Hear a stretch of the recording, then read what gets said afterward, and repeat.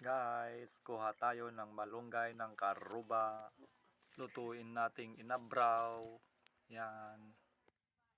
Hello guys, ito naman ang ulamin natin ngayon. Malunggay. So masarap! Masarap daw. Favorite niya.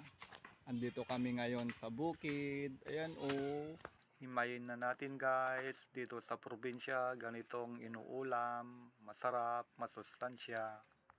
Yan guys, pwede nang isalang. Yan, pagkakulo guys, lagyan natin ng bagoong.